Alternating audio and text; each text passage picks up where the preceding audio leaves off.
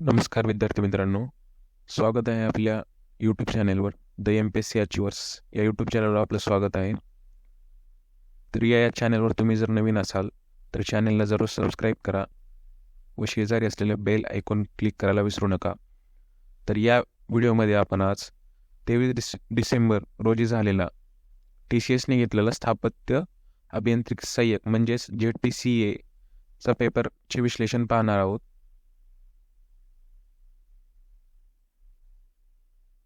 प्रश्न पहिला, महाराष्ट्राचे नवे राज्यपाल कोण आहेत? तर याचं योग्य उत्तर आहे रमेश बैस हे महाराष्ट्राचे नवे राज्यपाल आहेत. तर मुख्यमंत्री हे एकनाथ शिंदे, तर उपमुख्यमंत्री हे देवेंद्र फडणवीस आणि आणखी एक उपमुख्यमंत्री म्हणजे अजित पवार हे आहेत. हे पुढील एक्झामसाठी लक्षात ठेवा, यावर देखील क्वेश्चन येऊ शकतात. प्रश्न दुसरा, ब्लॅक गोल्ड सिटी म्हणून कोणत्या शहराला ओळखले जाते? तर याचं योग्य उत्तर आहे चंद्रपूर या शहराला ब्लॅक गोल्ड सिटी म्हणून ओळखले जाते, कारण इथे कोळशेच्या खाणी भरपूर प्रमाणात सापडतात.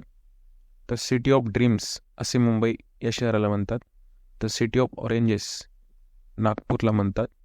तर वाईन कॅपिटल ऑफ इंडिया हे नाशिक या शहराला म्हणतात. यावरही देखील प्रश्न येऊन गेलेला आहे. तर क्वीन ऑफ डेक्कन असे पुणे या शहराला म्हणतात. हे पुढील एक्झामसाठी आपण नोट करून घ्यावे. प्रश्न तिसरा, भारतातील उद्योग क्षेत्रातील एकूण कोर इंडस्ट्रीजची संख्या किती आहे? तर याचं योग्य उत्तर आहे 8 हे भारतातील कोर उद्योग इंडस्ट्रीज आहेत. तर त्यामध्ये पेट्रोलियम रिफायनी पदार्थ ही पहिली इंडस्ट्री आहे. तर सेकंड आहे वीज निर्मिती, थर्ड आहे पोलाद उद्योग, फोर्थ आहे कोळसा कोल फॅक्टरीज, पाचवा आहे नैसर्गिक वायू, सहावा आहे कच्च्या तेलाचे उत्पादन आणि सातवा आहे सिमेंट आणि आठवा आहे खते.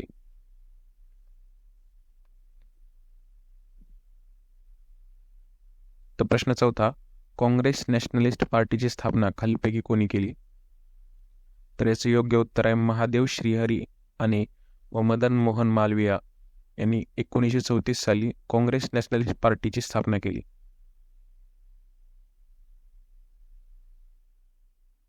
प्रश्न पाचवा, पहिल्या महिला कोण ठरल्या आहेत ज्यांना जवाहरलाल नेहरू युनिव्हर्सिटी तर्फे डॉक्टरेट प्रदान करण्यात आली?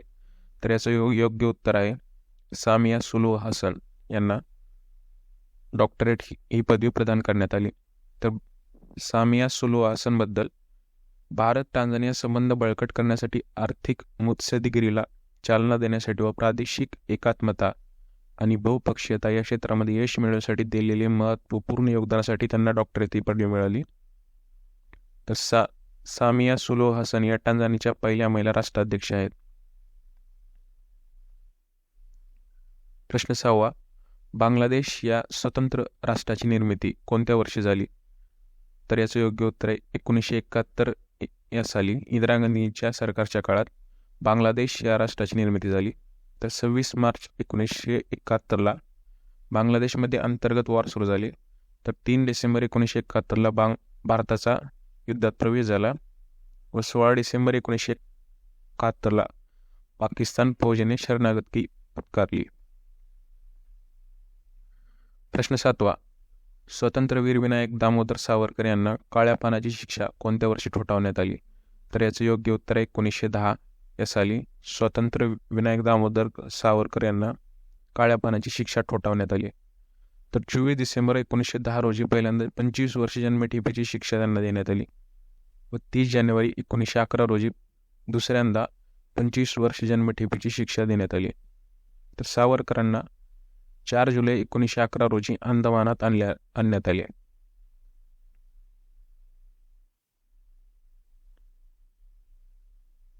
प्रश्न आठवा, 2023चा साहित्यातील नोबेल पुरस्कार जॉन फॉसेला मिळाला. ते कोणत्या देशाचे आहेत?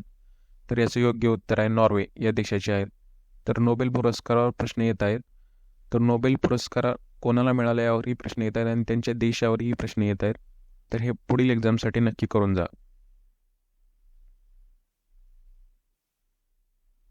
प्रश्न 9वा, सोलापुरी चादरला जिओग्राफिकल इंडिकेशन टॅग म्हणजे GI टॅग केव्हा मिळाला? तर याचं योग्य उत्तर आहे 2005. तर हा जिल्हा विशेषवर प्रश्न आहे. अशी यावर 2 ते 3 प्रश्न जिल्ह्यावर पडत आहेत. प्रश्न 10वा, भारत सेवक समाजाची स्थापना कोणी केली? तर याचे योग्य उत्तर आहे गोपाळकृष्ण गोखले यांनी भारत सेवक समाजाची स्थापना केली. तर ब्राह्मो समाजाची स्थापना राजा राममोहन रॉय यांनी केली. तत्वबोधिनी समाजची स्थापना देवेंद्रनाथ टागोर यांनी केली. तर प्रार्थना समाजाची स्थापना दादोबा पांडुरंग तरखडकर, महादेव गोविंद रानडे आणि राघव भांडारकर यांनी केली. हे पुढील एक्झामसाठी लक्षात ठेवा. तर परमहंस सभा याची स्थापना भाऊ महाजन व दादोबा पांडुरंग तरखडकर यांनी केली. हे सतत पुढील एक्झामला विचारत आहेत, तर यावर प्रश्न देखील येण्याची शक्यता आहे. प्रश्न 11वा, भारतातील पहिल्या महिला विद्यापीठाचे नाव काय? तर याचं योग्य उत्तर आहे श्रीमती नाथीबाई दामोदर ठाकरसी महिला विद्यापीठ, म्हणजेच SNDT विद्यापीठ. तर श्रीमती नाथीबाई दामोदर ठाकरसी महिला विद्यापीठाची स्थापना महर्षी धोंडो केशव कर्वे यांनी केली. तर हे भारतातील पहिले महिला विद्यापीठ आहे. हे पुढील एक्झामसाठी लक्षात ठेवा. प्रश्न 12वा, महाराष्ट्रात किती महसुली विभाग आहेत? तर याचे योग्य उत्तर आहे 6 महसुली विभाग आहेत महाराष्ट्रात.